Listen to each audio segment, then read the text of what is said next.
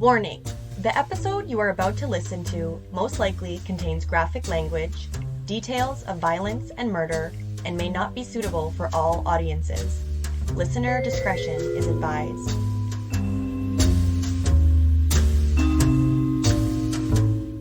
Happy Thursday, everybody!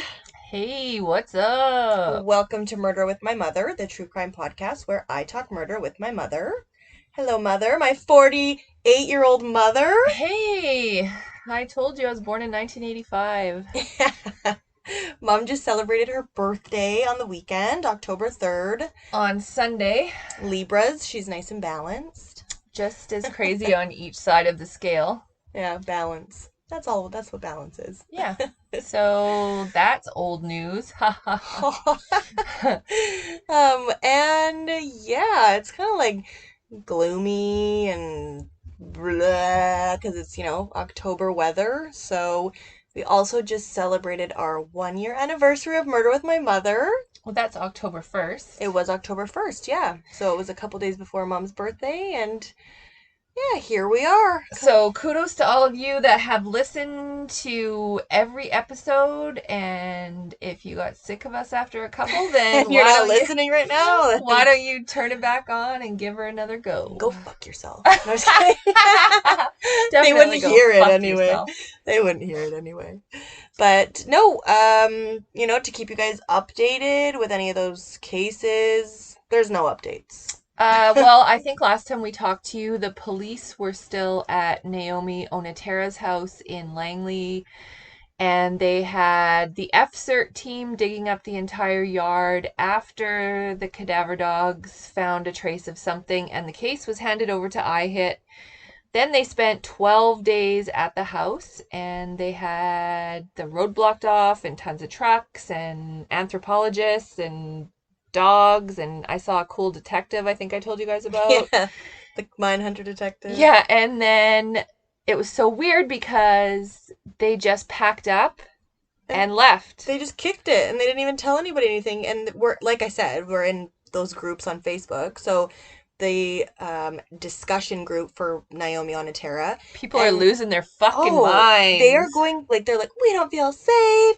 What's going on? It's crickets in this group. And obviously, if there's been nothing, it's pretty much just a bunch of people on there speculating, obviously, about what they think happened. And honestly, human nature, it's pretty easy to do that, especially in a situation where it looks like one person. It probably is one person. Everything points to one person. And the person that it points to, not mentioning any names because we don't really know the real names. Yeah, because he's pretty sketch. Yeah. He's actually back at the house, living his best life, taking the bus everywhere, and there's a missing poster of her on the front door. So maybe he should go for hikes with Ian. Fucking. You'll have to drive by and suggest that next time. I stop driving by quite as frequently. So I started a new shift at work, and I am full of fucking piss and vinegar today because I don't... Piss and vinegar? You probably are. I don't start work until 11 a.m. now. None of this 5 o'clock in the morning bullshit. So she's got lots of piss and vinegar in there, I guess. I've never heard that in my life. Well, there's another one to add to your old lady repertoire. And today on Murder with My Mother, old people word of the day. Well, I do catch you using quite a few of them. True. All the time. I'm going to be like, I'm full of piss and vinegar. Well, yeah, so nothing on the Trina Hunt front yet. I don't know. I feel terrible for her family and everyone that's still waiting, and the $50,000 reward that they offered still has not brought up any interest. I still have my Justice for Trina sticker on the back of my car. I saw someone yesterday with one too, the same one you have. Yeah. So, get the word out, keep her just in your thoughts, and hopefully something will happen and they'll catch that bastard. And shout out to Frankie who made the stickers, because I went and got one off her, and she was a cool chick. I gave her the name of our podcast. Yeah, hopefully she's listening. I don't know if she's listening after the first one or not, but if you are, hey Frankie. Yeah. In other news, Gabby Petito, her body was located. I don't remember if we said that last time. And Brian Laundrie, her fiance, which I read actually a couple months before she went missing, they actually decided to take a step back, so they were just boyfriend and girlfriend again. So I'm going to refer to her and him as boyfriend and girlfriend. But he went missing, and so he's been missing. But Dog the Bounty Hunter is fresh on his tail. So no Ice in Paradise. I used to love that show. Used to watch it like religiously. Big old doggy's gonna get him. I know it. Yep. This world So is just so fucked. Like, what is it?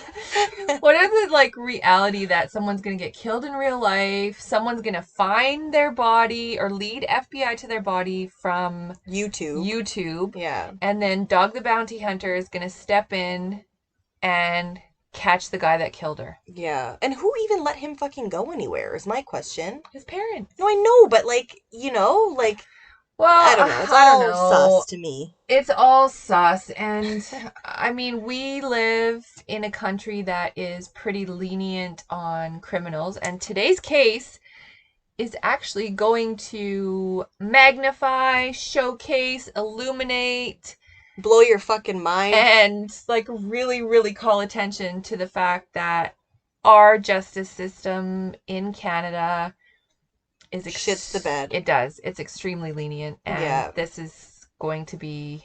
Get ready to have your fucking mind blown on this one. Yeah. So with that, we will jump right into episode 26 of Murder with My Mother. We hope you guys enjoy this episode. So we are going to do another local case. We like to try to bring attention to some of our local crimes and give some attention to the victims of the people that kind of touch the lives around the area where we live. And today's case, we are going to talk about the murder of 40-year-old Shelby Tracey Tom in North Vancouver. Who just went by Tracey because Tracey was born male and transitioned later in life, I think pretty early in life, to female. So she had the gender reassignment surgery and she was living her life as a woman. She was a woman. On May the 31st, 2003, a owner of a dry cleaning company, went outside after opening up his business in the morning and saw a suspicious carpet rolled up, or what looked to be a carpet, in a shopping cart covered in garbage bags. And he thought to himself, this looks like a body. That looks like a body. So he walked over and investigated. I think that like all the time when I drive by I know, stuff. I'm like, too. There's probably a body in there. He went by and investigated, and sure enough, it looked to be the silhouette of a human body. So he immediately called the North Vancouver police. The police showed up, and sure enough, it was the deceased body of a female victim, and she was wrapped in a mattress pad and a comforter of a nearby hotel. Yeah, and it said right on there. So, again, we don't like to give killers tips, but sometimes you think, if you just maybe cut the tag off or, took a little more care and caution, it might not have led back to the Travelodge, where in room 214, they found Jatin Patel, who was staying in room 14, and they actually noticed that one of the beds was missing a mattress cover. So, dun dun dun dun, like...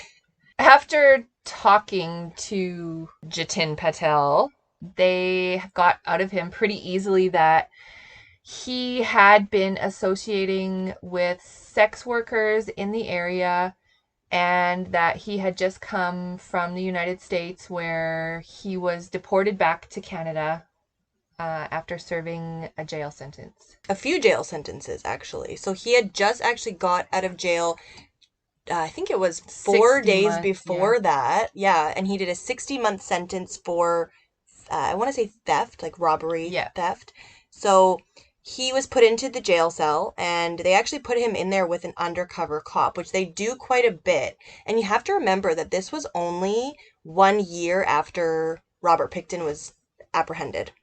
So think of the cops are probably like, okay, we haven't covered Robert Pickton yet, but if you're familiar with that case, you know that the law enforcement of Vancouver faced a lot of scrutiny after because they did not deal with that in a good way. They pretty much just ignored it. For 20 years. For 20 years. And that's another thing, too. We like to talk about on Murder with My Mother is just because of something that you choose to do for a profession. A lot of things are for survival, right? A lot of the time, we've talked about it before, trauma leads you down certain pathways, and these people are no less than, they're not, it doesn't, you don't deserve to die because you're a sex worker, and so the fact that the police don't put as much of Value. yeah, well, value for sure on sex workers and the murder of sex workers, and not even just sex workers, murdered, missing indigenous women,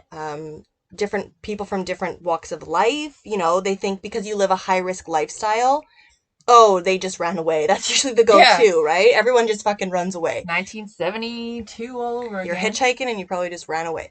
So So, it was traced back to the body was traced back to one of the sex workers that Jatin Patel had admitted to spending time with. yeah. So within 24 hours, he said that he had spent time with two sex workers. The first one he talked about and described and said she was blonde and she was kind of like a little rougher, I think. Yeah. But that was the second one. And then, obviously, after they coaxed him a little bit, he gave the description of the first sex worker that he picked up, and it matched that of the body that they had found. So the body was identified as Tracey Tom, and she actually was a more actually upper class kind of high track sex worker. So she, had a higher rate, probably more selective clientele, probably more regular clientele.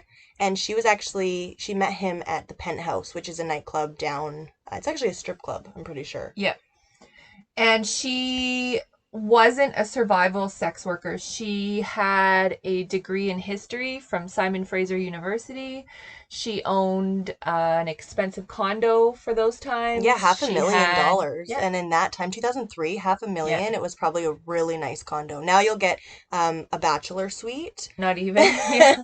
a one bedroom shack for not even a bedroom, and nothing's included. But back So, then, yeah, like she, in 2003, she was doing very well for herself and she was just biding her time. She was planning to go and use her degree. And in the meantime, she was said to have been instrumental in helping out whoever she could on the downtown east side, which is the rougher area of survival sex yeah, workers and a lot of people that are substance abusers. Trauma Central. Yeah, Trauma Central. Yeah. So she was said to be a key core helper provider down in that area. Well, and you have to think too, for someone who has transitioned and is living their life as a woman, as a trans woman, there's a lot that comes with that because there's a lot of scrutiny towards, things that people don't understand. Nowadays, we have a lot of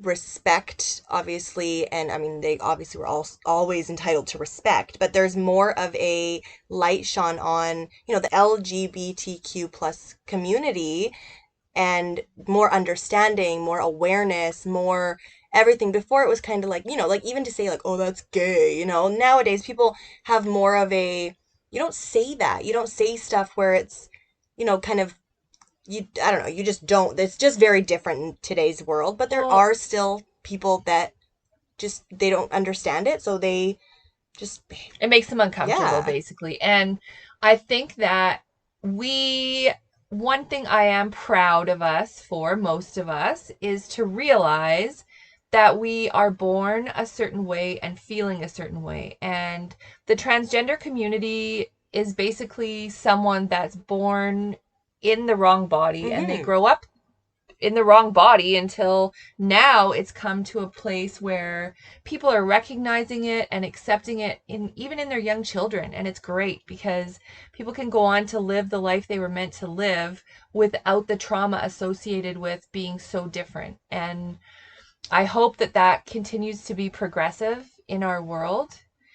And back in 2003, honestly, I think is what we're trying to say is Yeah. really it wasn't a progressive time for people that were transgendered. No, and if you actually look, there's some like, okay, Ed Gein. Obviously, we're gonna talk about serial killers. Ed Gein, he didn't he grave dug, and he actually would skin women, I know it seems like I'm going on a tangent, but he would skin women because he was a transgender, but Yeah. he couldn't come out because back in the times, what was that? He wanted to be a woman. He felt like he was a woman, so he would wear women's skin. Okay, maybe don't go about it in that way because that's creepy as fuck, but But do that's you how know what I much mean? confusion that it Exactly. And caused. so at the end of the day, all anybody wants is to be accepted. So that's why, like you said, the way the world is going now, the generation today is so understanding. They're being They're raised with progressive.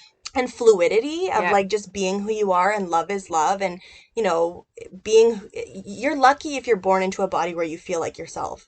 If you're not, you know, if people can't understand, okay, well maybe you're lucky that you can't understand that, because it doesn't mean it's something that you need to scrutinize, but it's probably no walk in the fucking park to be born in one body and feel like you are supposed to have another, you know, and let alone with people making fun of you and not understanding you. And a lot of hate crimes towards transgender community is very physical and very violent. It's true, yeah. So anyway, that's my So tangent. once they figured out who the victim was and Jatin was in jail, like Danica said, they put a undercover officer in with him to try to get him to talk. And at first he wasn't really talking very much. He admitted that he had been in jail in the States, and he said he probably wouldn't be getting out anytime soon because he was in jail for murder. And that was about all he said. But he also said that he didn't really care as long as he only did about 3 years, and that jail in Canada was basically a walk in the park, which I'm not going to argue with Well, Patel because I think obviously given our other episodes and things that we know about the criminal justice system, that's what it is. It's criminal justice. So it's not victim victim justice. justice, exactly. So he was taken in again for questioning, and at one point he decided to just spill. Yeah, I guess their And tactics worked. So yeah. So we're going to talk a little bit about what made Jatin Patel the lovely human being not that he was. Mom, you got a dog. A big dog, too. I do. He's pretty big. He's over 100 pounds. Do you ever take him anywhere and get, like, super stinky and, like... Every single, at least second day. Well, good. I'm glad I'm not alone, that my dog likes to roll in the stinkiest stuff at the park. So, for those long, stinky car rides home, I just started using First Sense dog dry shampoo. I also started using it, and it's awesome. It's a lifesaver. So It is. I know how much I love dry shampoo to use on my own greasy hair. So if you need it for your dogs, freshen them up. First Sense. They're on Instagram, Facebook, and go to www.firstsense.ca. First Sense. Say goodbye to those stinky car rides home.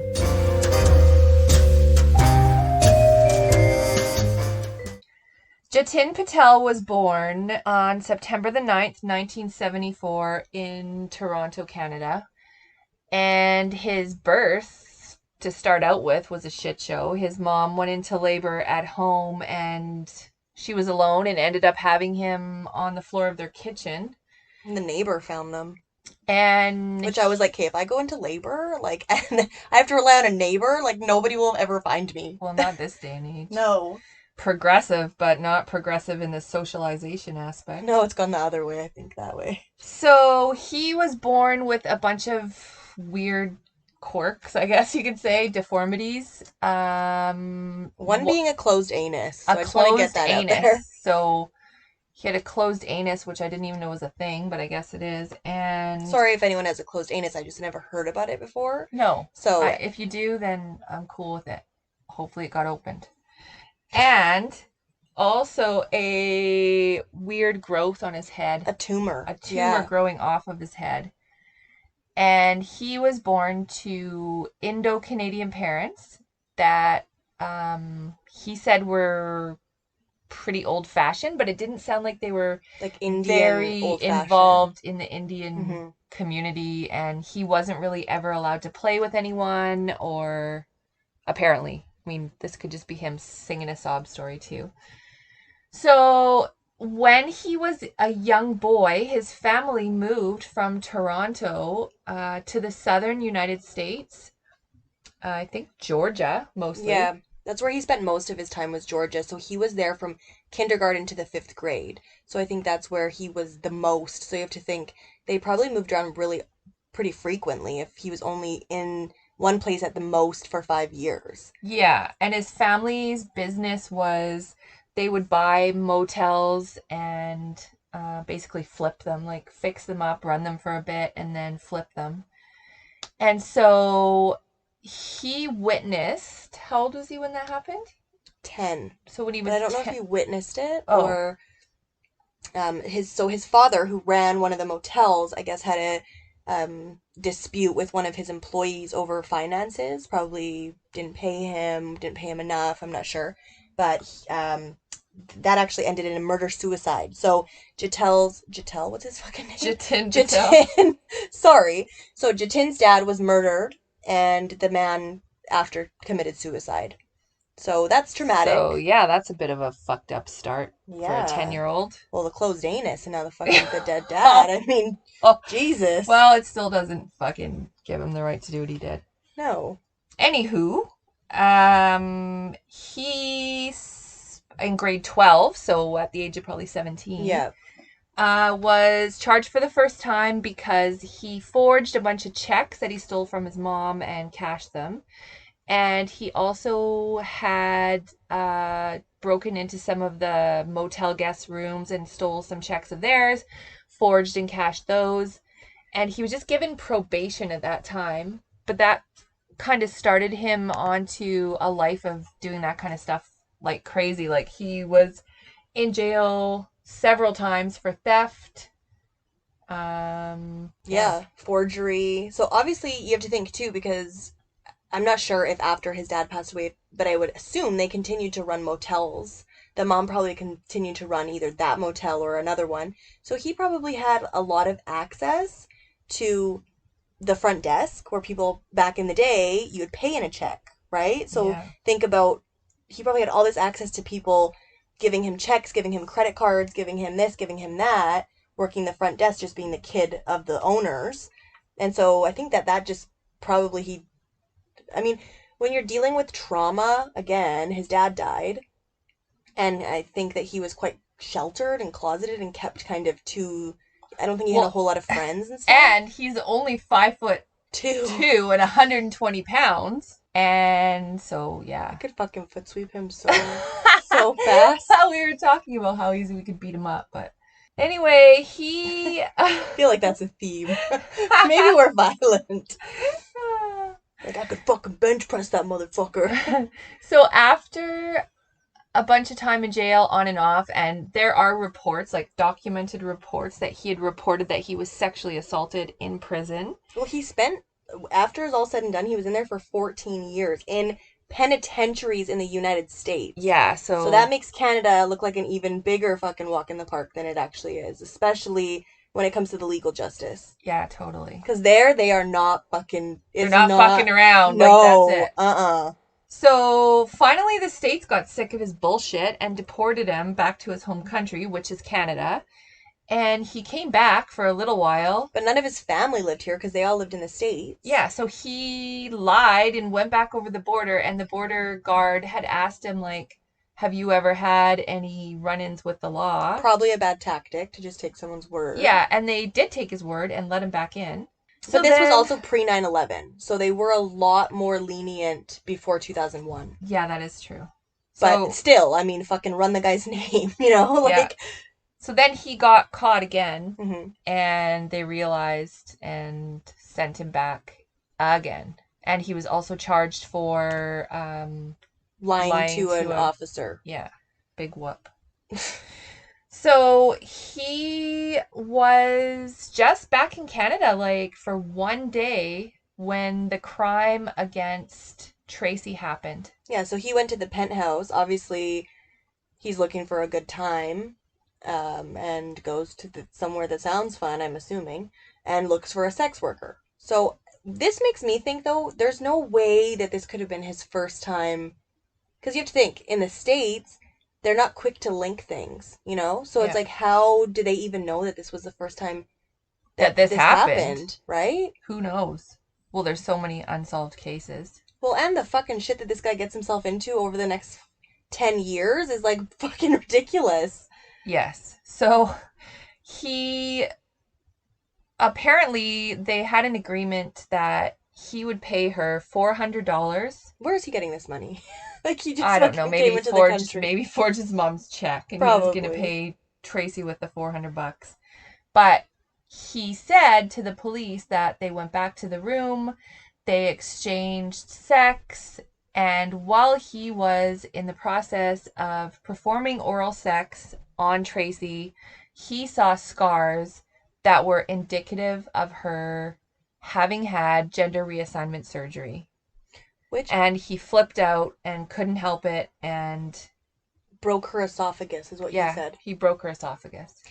But for me, and I'm no expert, but I don't know if I would be able to tell when someone's had gender reassignment surgery. So I don't know if he just, Well, we're gonna get to that. yeah, but do you know what I mean? Like, because, Yes. okay, there could be scarring. What if it's from something else? Especially if it's on your genitals. You don't know. Well, it comes up later again with the pathologist report, but we'll get to But that that. makes me think that they had a conversation. Like I he think. said, are you a transgender? Or obviously, probably in a little bit of a ruder way. But it makes me feel like there's no way he just went and just jumped to I'm gonna choke you because I think you were born a man. So I think that was his excuse, 100%. Mm-hmm. So after he says that he checked for a pulse after he mistakenly flipped out and strangled and hit Tracey, and then he all of a sudden realized what he was doing, checked for a pulse, realized she was dead, and so he then put her body into a closet in the hotel and covered it with some laundry and stuff. And then he went back out the same night and proceeded to find another sex worker Who he called Kara. named Kara, who he paid $100 to go get some drugs, and he did drugs with her, did cocaine with her. They had sex, and then somewhere in the midst of all that time, she discovered Tracey's body in the closet. Which weird because if you're just there to have sex with someone and do drugs, why are you going to their closet? I don't know. I That's mean, it's not like he doesn't deserve privacy or anything, but that struck me as weird too. Again, it's like they're missing something along there. Like he probably said, like, "Hey, guess what I did," or like well, something, like And if when you're on coke, anyone's you want to fucking yeah, talk everyone's ear that's off. just it. Like So, so, I mean, I wouldn't know. 'Cause I I've wouldn't never know done either, coke. but anyway, I'm not doing it right now. I just had a lot of sleep last Piss night. and vinegar, piss and vinegar. So she, for some other reason, which I also don't get, the story has a lot of reasons I don't understand, Yeah. but Kara, the other sex worker, who was basically a survival sex worker, maybe the coke made her more agreeable too, because Yeah. she sat and reasoned with him because he was saying things to her like, oh, I think I'm going to throw the body in the ocean, or cut the body up, Or or burn burn it. it. Yeah. And she was like, I don't think you should do that because that's going to be way more traumatic for I'd be like, I'm the getting the fuck family. out of here. Yeah. Especially he probably said, oh, she was a sex worker. And it's like, Yeah. okay, this sounds familiar. And like, wouldn't you get the fuck out of there Well, after? not if the person had drugs, I guess, if you're a Well, drug I addict. guess not, but. So she actually brought him they kind of came up with together, apparently, the way he was going to dispose of Tracey's body, and she was the one that went out and got him the shopping cart. Yeah, which there was two brains don't make any situation No. smarter because, like I said, there was a lot of things. It led the police back to the hotel in like fucking 5 minutes. Like, well, he didn't actually put the body out for 2 more days after that. So yeah, when they found the body, they said it looked like it had been there for at least 4 or 5 days. Yeah, so just from the decomp. He got up at 3 a.m, wrapped everything up, and then brought her wrapped in garbage bags on top of it all in a shopping cart out to a parking lot and an alley in North Vancouver. This must have been a sketchy and then hotel. Then he still stayed in the hotel. Like, yeah. Wouldn't you like book it? Well, that's where they apprehended him, was in the hotel, like 4 days later. So you'd think that, you think you would think just. He even paid for that hotel room? Probably not. He probably used a forged check. Do you think he even paid Kara? Probably not. He paid for drugs. Yeah. I'm So, confused as to how he even had any of this money and he just came. Like, do you think that when they send you to Canada, when they're deporting you, do they give you like an allowance or something? Like, how the fuck this maybe guy was his here for 15 minutes and he just was at the penthouse with all this money? maybe his mom gave him money. Maybe. Sounds like a mama's boy to me. Mm-hmm. So he admitted to all this stuff, and then the police were just like, okay, well, You're going to jail you're for going to murder jail. So for 5 minutes. his trial Welcome to Canada. commenced, and his lawyer was using a defense plea that is very controversial. Basically, the plea was that they should lessen the charge to manslaughter because he didn't realize that the person was transgendered, and he flipped out when he found out and lost control, and he offered to plead guilty to manslaughter. But the thing is, because the Crown was trying to go after him, well, they were trying to say that it was a hate crime because she was a transgender woman. But then his lawyer said, well, he didn't know until they were in the act that he was that he was having sexual relations with someone that was a transgendered woman. And there's also that other defense where it's, what is it, like the gay, I forgot what's it called, it's like the gay something defense. Basically, if you're a man and another man comes on to you, you have the right to kill them, basically. Which, okay, I'm sorry, if that was the right for a woman, you know how many fucking murders I'd have under my belt? Yeah. Like, seriously, like if a man just by saying something to you that made you feel uncomfortable, like, yeah. Do you know what I mean? Well, and it's like many women are abused by their husbands and raped and raped and raped and raped and oh, but abused. You're married. Yeah, and they kill their husbands and they end up in jail for life. Mm-hmm. So another thing that we kind of talked about earlier is that the medical pathologist that performed the autopsy on Tracey, and she actually did 2 autopsies, could find no outward genital scarring. So if the pathologist could not see scarring, I don't know if Jatin Patel had fucking scar vision glasses, maybe, but there's no way that he could have seen any kind of scarring that would lead him to believe that she was transgender. And again, if there was, what is he, a fucking scar expert? Yeah, and I mean, that was what the case basically hinged on. Whether or not it was a hate crime was deemed due to whether or not he knew that she ahead of time was transgendered. And this is purely my opinion, but I believe that he took her home because she was transgendered and that was his jam. Yeah.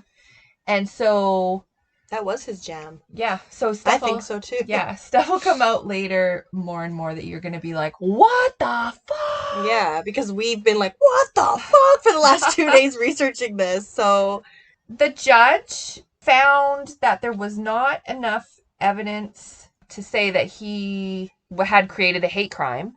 So that got thrown out. Yeah. So, I mean, as far as I'm concerned, and my opinion is what you paid for it, that's what it should be been, is a hate crime. But it was thrown out. Or even first-degree murder. Because or even second-degree murder. Okay, second-degree. But at the same time, I think that when you especially use your hands to end someone's life and choke them out like that, you at least deserve some kind of murder charge. Yeah. So he was sentenced in the end to 9 years for manslaughter. But because he was arrested only 4 days after the crime, and he stayed in jail from then until his sentencing, or until he was found guilty of manslaughter, he only ended up serving 4 years. 4 years. 4 years for taking a human life. Welcome to Canada. Brutally.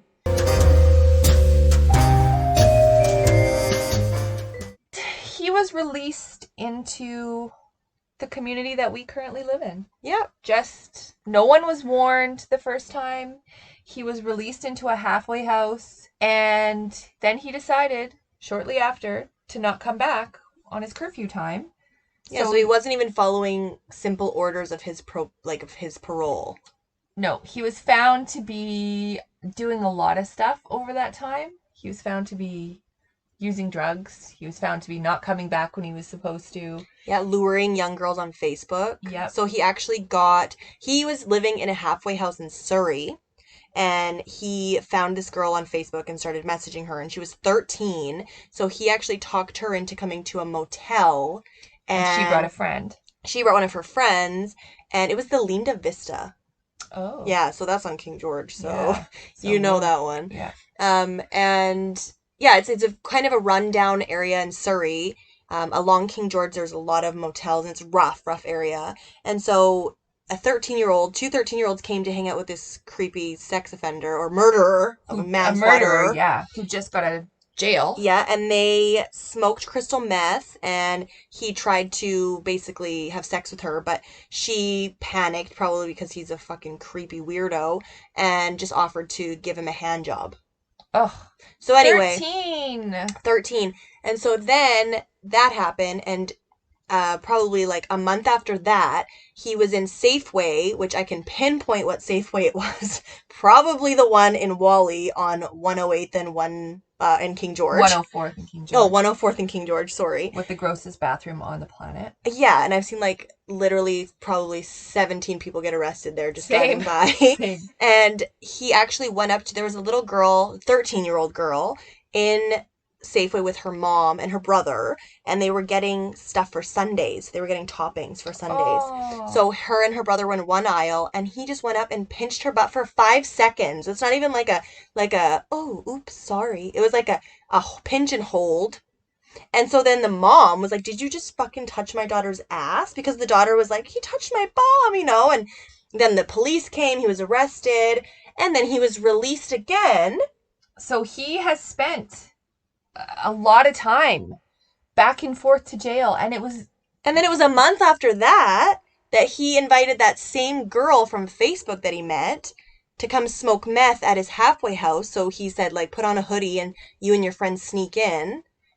And he snuck two 13-year-olds into his halfway house, and the police just happened to show up there to do a check that night, and they snuck back out the window, and then they snuck back in until the next day. I don't know what kind of fucking halfway house that was, but And it's a fucking quarterway house because they're not even fucking, no one's paying attention to anybody. So the only thing that even got him busted on that one was the police were familiar with one of the 13-year-old girls and knew she came from a rough home. And it was one of the community police in Wally happened to be driving by and saw this girl crying on the side of the road. And she told him what had happened both times. And that was the only way that he even got caught for this crime. Yeah, so blows my fucking mind. And then this year in April, so he went to jail for those, but like again did 5 seconds because that was in 2015. Yeah. And it's what, 2021? Like that's not even probably what all that's said and done. They made the announcement in April that he was now a high risk offender living in Vancouver, so he was to be released. But he actually petitioned to not be a high-risk offender, so he wouldn't be labeled as a high-risk offender, which, okay, I don't have a whole lot of information, but if I'm gonna say anyone's a high-risk offender, like, he's pinching little girls' bums in with their grocery mom. stores. Yeah. And not even that, he's freaking murdering sex workers and doing everything else. But anyway, so Jatin Patel actually... This is the kicker. Yes. This is the fucking kicker. Now identifies as a woman. So, I don't know if you're thinking what I'm thinking, but that kind of goes all the way back to Tracey Tom, and you have to think, and I was just talking about this with Mom, if you ever watch a movie, or, I mean, I've only seen it in movies, obviously, but when a man is in the closet and another openly gay man approaches or initiates, recognizes, they usually snap in a violent rage and beat the shit out of them. Even, like, say they're, like, in the middle of getting a blowjob or something, like, they freak out and they it's the inner shame and then like, the denial of what you really are. So part of me thinks, actually, like 100% of me, even the baby thinks, that Jatin Patel always knew that she was transgendered, but was triggered, and that's the reason that she brought Tracey Tom home and wanted to, was curious and maybe even wanted to like ask questions, or because Tracey Tom seemed like she was very Open. open and easy to talk to and smart and educated and all these things, right? And especially to be a trans woman and an advocate for the trans community. And the sex work community also. Exactly. So Patel was probably almost like drawn to that and then had this shameful like I don't even know, freak out or something. I don't know, but that's the fucking kicker that I can't even believe. If you look up now, Jatin Patel, We'll it put says, we'll put pictures oh, on. we will.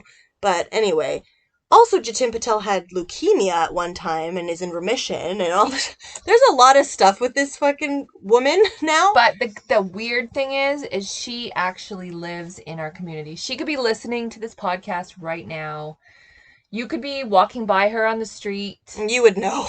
You would really So know. once we put the picture up, I guess you'll know. But she's deemed a dangerous offender. They put out a warning saying if you see this person, Violating her parole, and basically. listed all the conditions, like she's not allowed to live or be near school or young children or anyone under 13, or Unless she's accompanied by another adult, which I thought was really weird yeah, because there like what shouldn't even if be those loopholes. What if she meets another fucking weirdo that wants to go and do the same shit. pinch little girls' bums in Safeway and Not allowed to drink, not allowed to do drugs, not allowed to do all the stuff that you know fucking well that she's doing out there right now, probably as we speak. and then it says, if you witness Jatin Patel doing these things, call the police. But I'm sorry, Jatin Patel needs a fucking monitor on her ankle. Or, and not to confuse you guys, because I know in the beginning of this, obviously through the story, she transitioned to be a woman, but I'm going to refer to her as a woman now because that's what she goes by. But it's like, if you see her violating her parole because her parole officer probably has her fucking eyes closed, then call the police. Like, I don't know. So, but how do they expect that? Because we only found one article where it says that she identifies as a woman now. Yeah, because it's embarrassing for the judicial system that just fucking let him at the time go, and like, How is that? That's so coincidental. That's too coincidental that he, when he identified as a man, murdered a transgendered woman, and then and became then now is transgender. a transgendered woman. But how unfair is that? Don't you think you should make that very well known? Because they look completely different now. They're identifying as a woman. What if Yeah. you don't realize it's the same person from 2003 that is committing these offenses or these acts if they're violating their parole? I'm no Like, fucking rocket scientist, but this all makes sense to me. right? Fucking Anyway. baking soda and vinegar, fucking rocket science. Anyway, yeah, so that was one of the biggest kind of Like, what the fuck? Yeah.